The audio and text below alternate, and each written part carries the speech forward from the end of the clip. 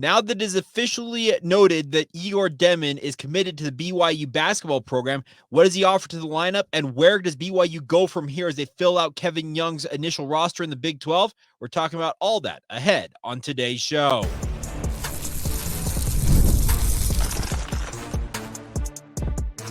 You are Locked On Cougars, your daily podcast on the BYU Cougars, part of the Locked On Podcast Network, your team every day. What's up, everybody? I'm Jake Hatch, your host here on Locked On Cougars, your resident BYU insider. Thank you for making Locked On Cougars your first listen of the day. Appreciate all of you who we like to call everydayers right here on the Locked On Podcast Network. We are your original daily podcast focused on the BYU Cougars, and a big thank you to all of you for tuning in.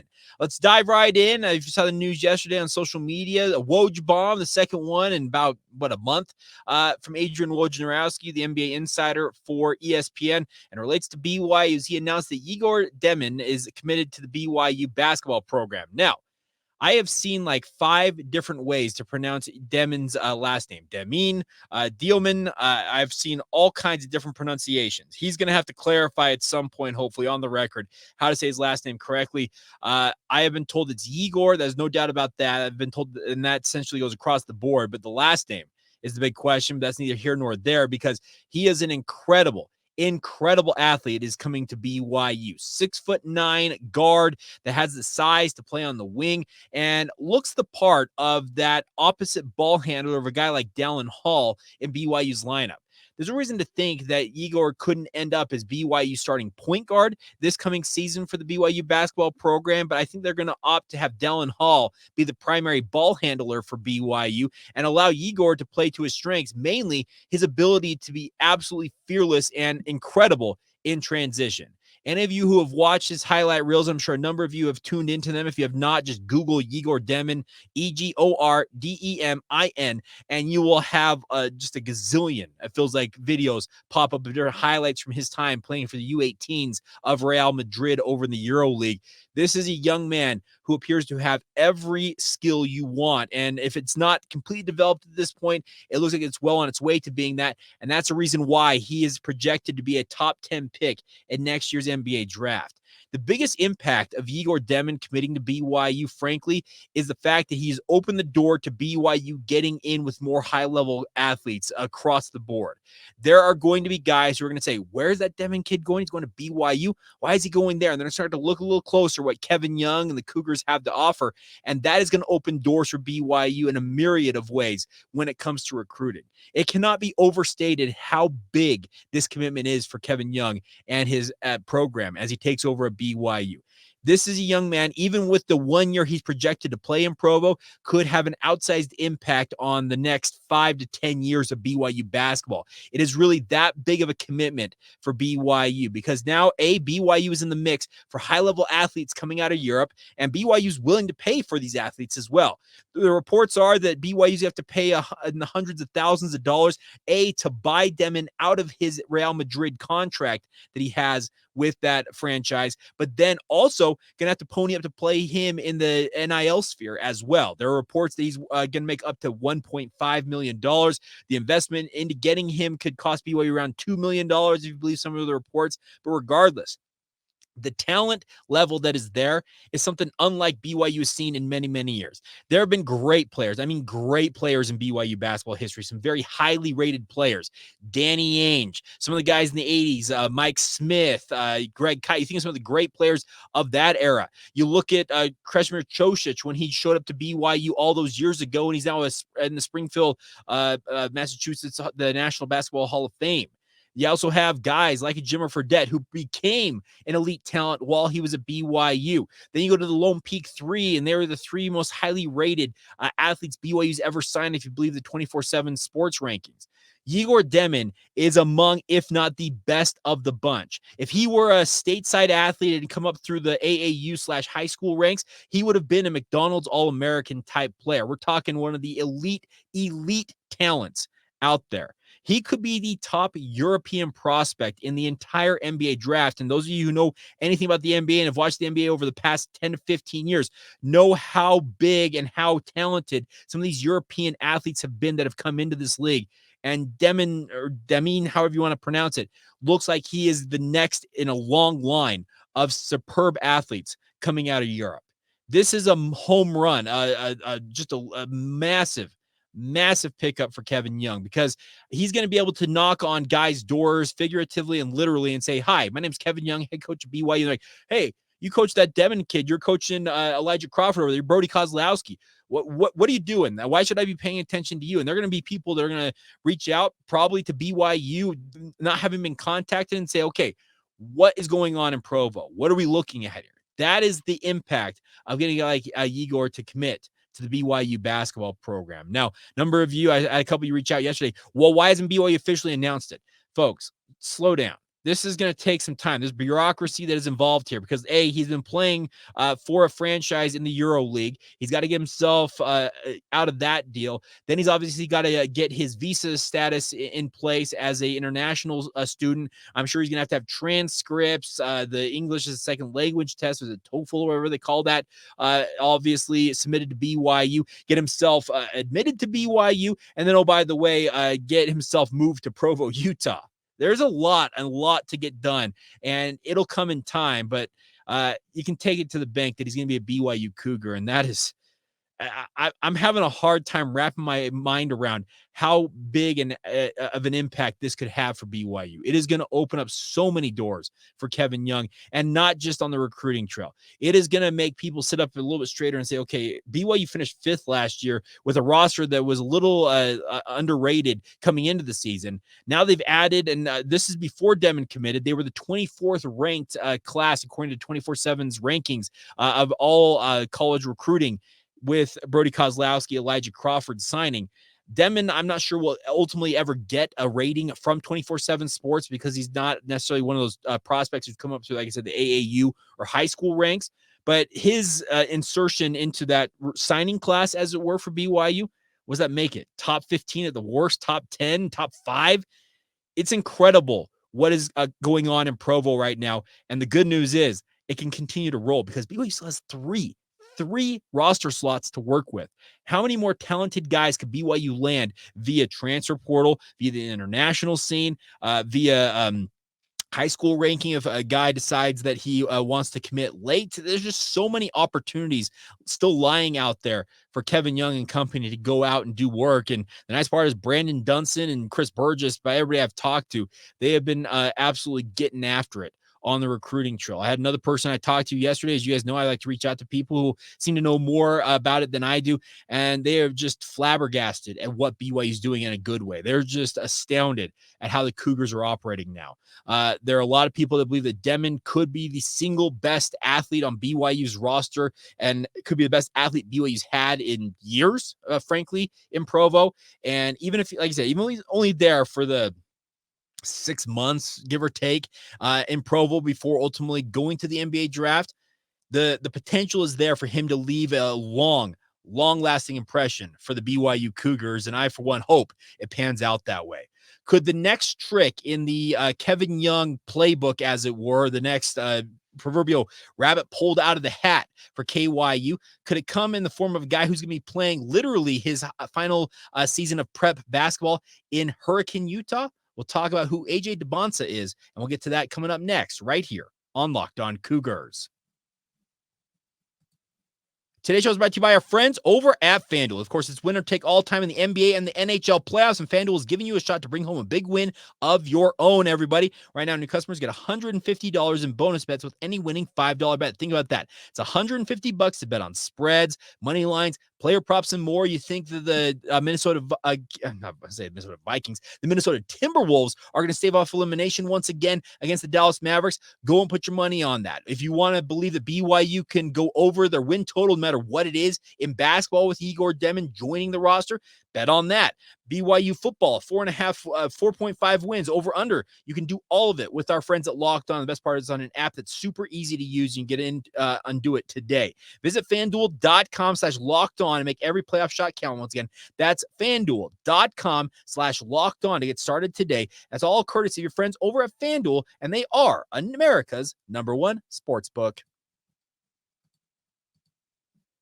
Thank you once again for making Locked On Cougars your first listen of the day. Appreciate all of you for being with us. Make sure that if you're sick of watching ESPN or Fox Sports and hearing all of the folks who are quote unquote embracing debate, screaming their heads off, and you're having to turn on the volume because you're sick of it, well, let me make you guys a switch to Locked On Sports Today. Is a free 24/7 sports streaming channel available on YouTube, and it's programmed for you every day with the biggest stories about all the screaming going on those other networks. Locked On Sports Today brings you the can't miss analysis, opinions, and news. We're streaming 24/7 once again on YouTube and also free on the Amazon Fire TV channels app. It's all part of the Locked On Podcast Network, your team every day. All right. You probably saw the news as well after Egor Demin committed to BYU, and just hours after all that news went down. This one may have slipped under your radar. I hope it did not, because potentially, and most people project him as the number 1 draft pick in the 2026 NBA draft, so the next draft class after Demin. Dybantsa announced that he had received a scholarship offer from BYU. Now, I saw a couple of you reached out to me on our Locked On Cougars Insider a text and said, well, I saw Utah offered this guy like a week ago. What was BYU waiting on? BYU wasn't waiting on anything, I don't think, per se. They were just making sure they had all their ducks in a row before ultimately offering him that scholarship. Here's the deal with Dybantsa. He has got offers from literally everybody across the country. He can pick where he wants to play, and he probably can name his number NIL-wise. That is the type of talent that Dybantsa is. He is the projected top overall draft pick in the 2026 NBA draft. Wherever he goes, he is projected to play one season and then go make a gazillion dollars in the NBA. This is a young man as a 9th grader. Remind you, 9th grade, 14 years old conservatively, out in Massachusetts, was the Gatorade High School Player of the Year in Massachusetts. He has gone to Prolific Prep, which is out in Napa, California, most recently to play his last season of high school basketball, and then made big news just like about a week or so ago that he is going to be playing his final season of prep basketball for the Utah Prep Academy, which is going to be housed down in Hurricane, Utah.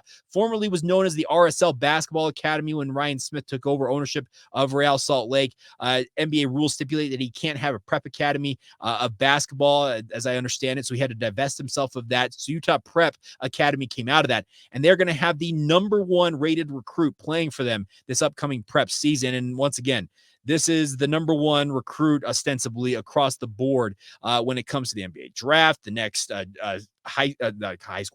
college recruiting cycle, and BYU's in the mix. I talking with some people is that BYU wasn't like holding back. They actually were very interested in Dybantsa from the beginning. He has visited BYU not that long ago. Obviously, when he's out here in Utah, he's got a lot of places to go because he's checking out where he's going to be playing basketball. He probably has never heard of Hurricane, Utah. He probably looked at it, where's Hurricane, Utah? It happens more often than not. I played golf with a guy not even 3 weeks ago who asked me, hey, Jake, what's this place called Hurricane, Utah? And I had to chuckle to myself. I'm like, why are you chuckling? It's actually pronounced hurricane, but nonetheless, I get it. But just a little bit aside there. But the bigger point is that Dybantsa, BYU's in the mix now. Can Keving Young one-up himself? Because this would be just like one-upping and then triple-upping yourself. If you can go and get a lottery pick in next year's NBA draft, the 2025 class with Egor Demin, and can you go get Dybantsa and have him decide, you know what? I like Utah. I want to play at BYU. I want to be what Egor Demin is, even to a higher level. I'm not putting anything past Keving Young at this point. This man is just astounding in the way he's gone about things. He doesn't talk a lot to the media. He joined John Rothstein's podcast yesterday, and I listened to it, and it's incredible that Keving Young can be as unremarkable as he is when it comes to media stuff. He's almost the anti-Mark Pope, and I don't mean that in a derogatory or bad way, because he's a ball coach. That's the thing about this, is he just wants to coach ball. He wants the best athletes he can get to coach up, obviously, and he wants to get after it on the basketball court. He is a talent developer by nature. That is what he did for a large chunk of his time as an assistant coach, whether it's the G League level, even as a head coach of the G League, and then obviously in the NBA when he made his debut with the 76ers, and then most recently with the Phoenix Suns. He wants to bring guys like Egor Demin in. Could he get Dybantsa to come play for BYU for one season, and can he push them to the next level? He has got the credentials, speaking of Keving Young, to point to. There's Chris Paul over there. There is Devin Booker there. Oh, there's that guy named Kevin Durant. I have worked with all of them. I've helped them hone their craft. I've developed offenses for these guys. Let me do the same thing for you. That is what the value of Keving Young is building with the BYU basketball program. The other thing about this is do not discount what the Royal Blue Collective is doing out there in the NIL sphere. BYU, and I know that Wise Guys, they had Mark Comer, who's one of the executive directors of the Royal Blue, on their show, their live stream / podcast not that long ago.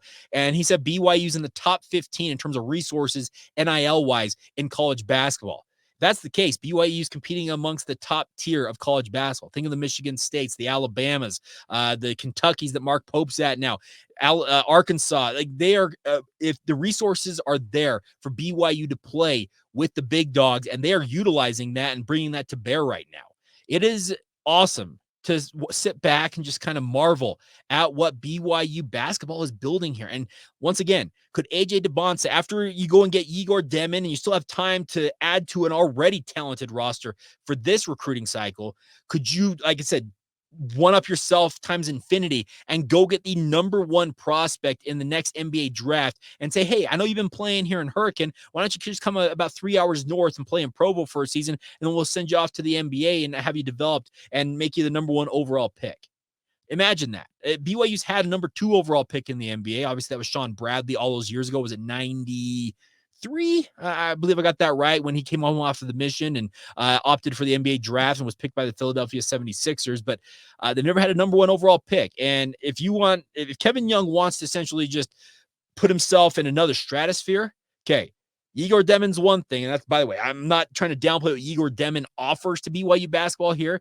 But if you can take Egor Demin and parlay that in terms of the momentum you get off of that commitment, and then go and get AJ Dybantsa to pick the BYU Cougars, it would be an absolutely incredible job by him. But nothing, like I said, nothing seems out of reach for what Keving Young is doing right now. I said he has like this quote unquote Midas touch. I've used that on the podcast 4 or 5 times since he was hired at BYU, but everything he touches seems to turn to gold. It just, there's nothing that is out of the realm of possibility. That's what I'm trying to say. Out of the realm of possibility for him to accomplish as BYU's coach right now. And we're still months away from him actually being on the court, coaching guys up in games and going through a Big 12 season. It's just the month plus it's been since Keving Young was hired at BYU could not have gone better to this point. And the good times are continuing to roll on because there is a ton of momentum and a lot of hype for what BYU is building under Keving Young. And you go with AJ Dybantsa, and I will just say, you know what, Keving Young, I don't know where you come from. I don't know if you got a lucky rabbit's foot or whatever other totem you're using. Give yourself good luck, but I want some of it because it is absolutely marvelous to watch what he is building with this BYU basketball program and the momentum it is creating. It's becoming a snowball, and it's just picking up steam as it rolls along here. So get ready. It just feels like things are going to be the good times for BYU basketball, and it's awesome to consider what they are doing currently in Provo. All right, we'll finish up today's podcast. Flipping over to football for a moment here. A sizable official visit begins today in Provo for a guy that BYU fans, you may want to get to know this name. I'm not saying that BYU is going to be in the mix for him or a hot and heavy favorite, but he's making an official visit to Provo, so at least there is some interest on his part. Who is Micah Matthews, and why in the world is he coming clear across the country for an official visit in Provo, Utah? We'll try and break that down for you guys next as we roll on right here on Locked On Cougars.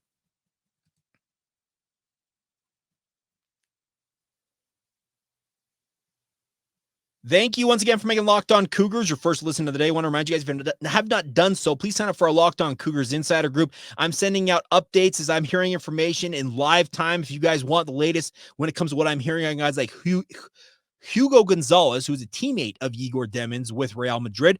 You could have been with our Locked On Cougars Insider Group yesterday and gotten the latest I had heard on that in live time. Like I said, it comes to your phone in the form of a text message. You can fire back with texts of your own. It's been a really, really fun resource to have. 14-day free trial, $5 a month afterwards to support the show financially, but also get you guys the inside scoop on what I'm hearing / learning about BYU. And like I said, quite literally in live time, because it doesn't get any better than having it come to your phone directly via a text message. All right.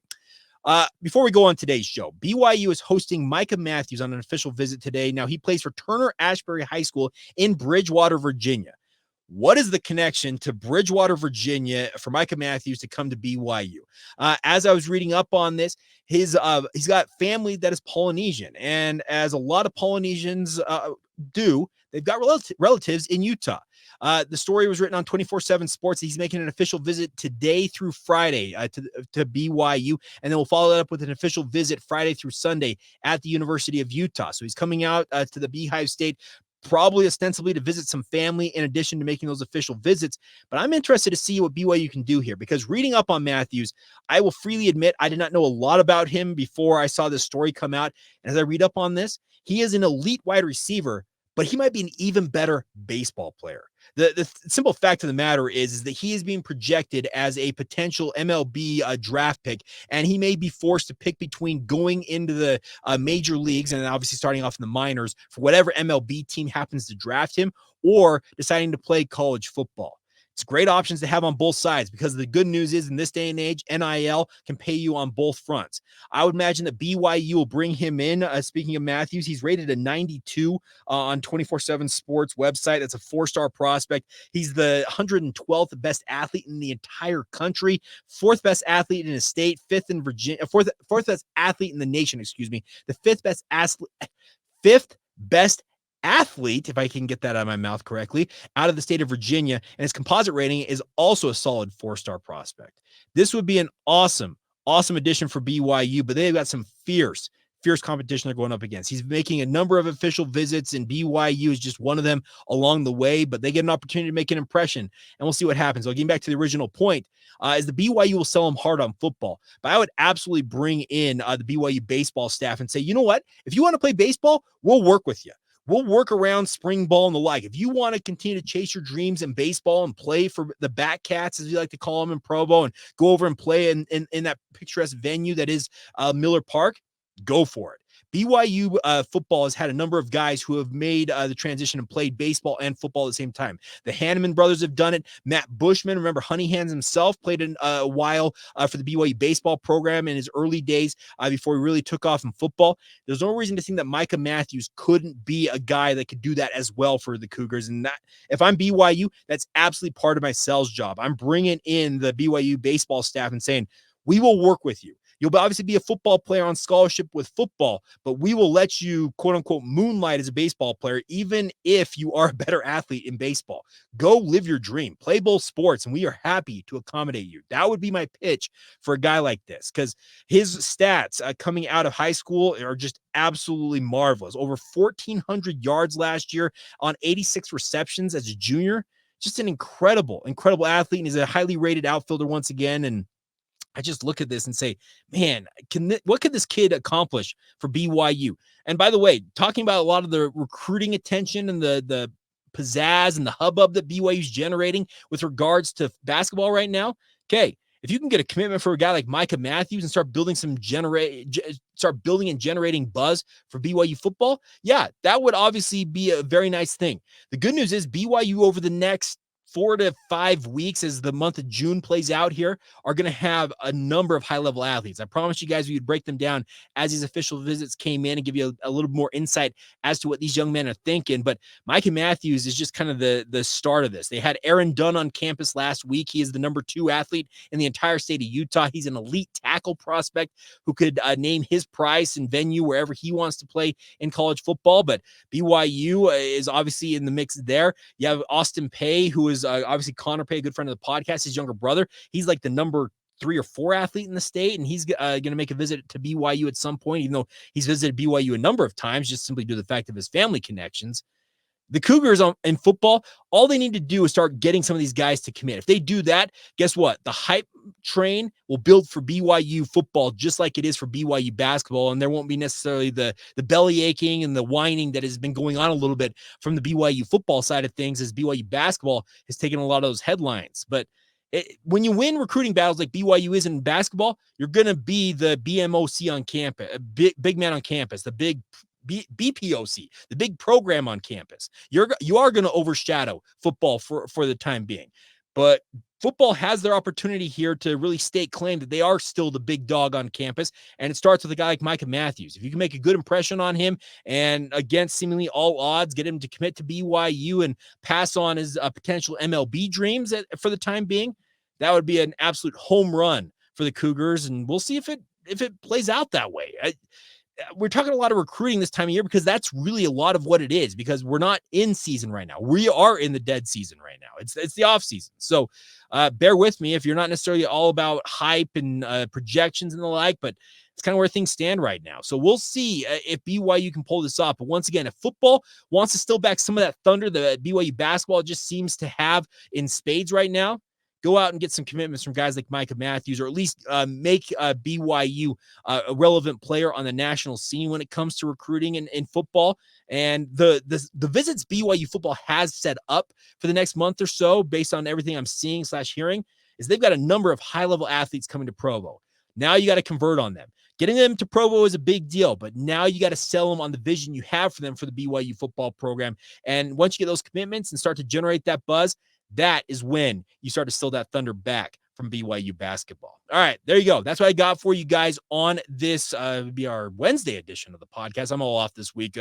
Having the holiday on Monday, it always throws me off, but nonetheless, a big thank you to all of you for your support of the podcast. It really does mean the world to me. I've had a number of you reach out and talk about how much it means to you to have this available to you guys every day. There was some discussion on social media yesterday about getting Jeff Hansen to bring his daily dose from Give Him Help Brigham back to YouTube, and he says he's a little bit tied up on that.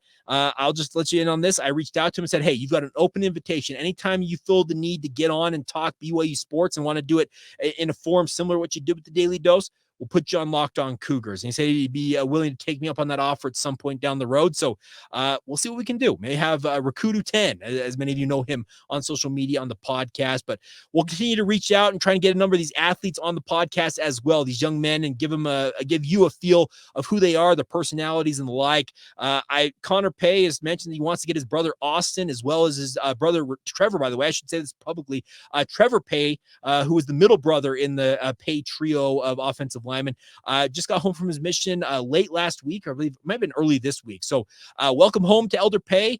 And Connor said it. He wants to get him and his brothers all on the podcast with myself. We'll go quad box and we'll chop it up and talk a lot of offensive line.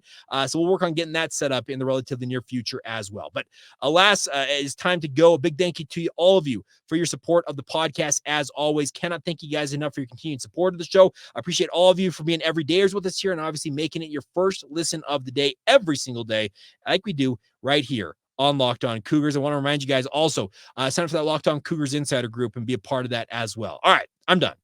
That'll do it. So have a great day. This has been the Locked On Cougars podcast.